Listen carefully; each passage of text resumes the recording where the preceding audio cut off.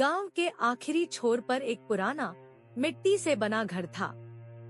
उस घर की दीवारों में वक्त की झुर्रियां थी और छत पर चिड़ियों की चहचहाहट हर सुबह एक उम्मीद की तरह बजती थी। उस घर की पहचान थी सरला देवी, जिन्हें पूरा गांव दादी कहकर बुलाता था।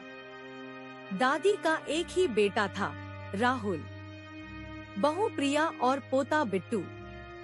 जब सब साथ थे तो वह घर एक उत्सव जैसा लगता था। रसोई उस घर की आत्मा, वो रसोई दादी की दुनिया थी। हर सुबह जब वह लकड़ी के चूल्हे पर तवे को रखती और सरसों का तड़का लगता तो मोहल्ले भर में खुशबू फैल जाती। बिट्टू भागकर आता, दादी, आलू के पराठे बना रही हो ना? दादी हंसती, तेरे बिना क्या बनाऊंगी पराठे? वो दिन अब सिर्फ यादें बन चुके थे। राहुल की नौकरी शहर में लग गई थी।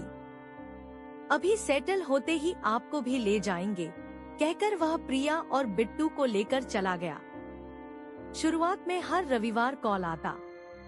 बिट्टू कहता, दादी, मैंने नए स्कूल में फ्रेंड्स बनाए। मम्मा ने कहा दीपावली पर आएंगे, लेकिन दीपावली आई, चली गई। और कॉल अब सिर्फ त्योहारों पर आने लगे। दादी हर त्योहार के पहले दिन आंगन में आम के पत्तों से तोरण सजाती।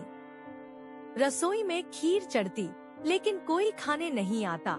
कभी कभी अकेले बैठकर वो खीर की थाली खुद ही खा लेती।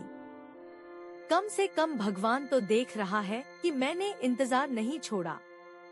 अब दादी हर सुबह तुलसी को जल देती, मंदिर में अगरबत्ती जलाती और फिर उस रसोई की ओर देखती जो महीनों से बंद थी।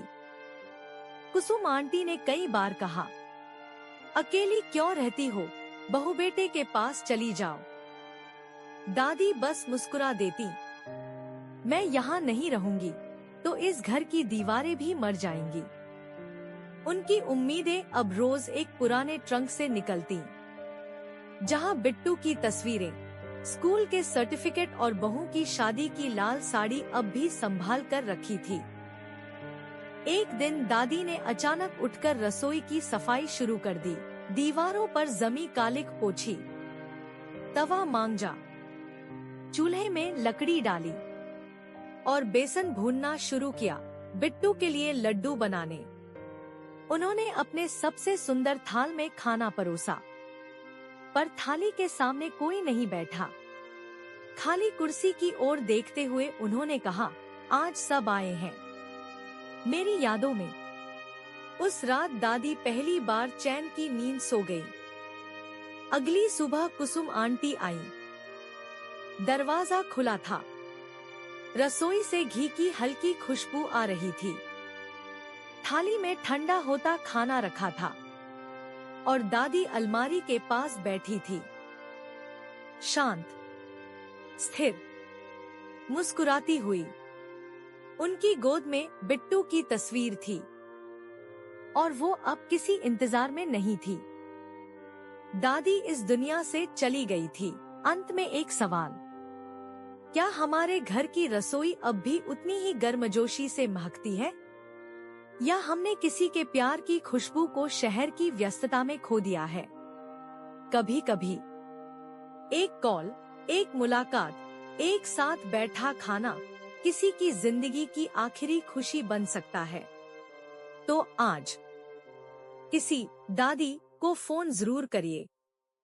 शायद वो आपकी आवाज के लिए ही रसोई के दरवाजे खोल रही हो।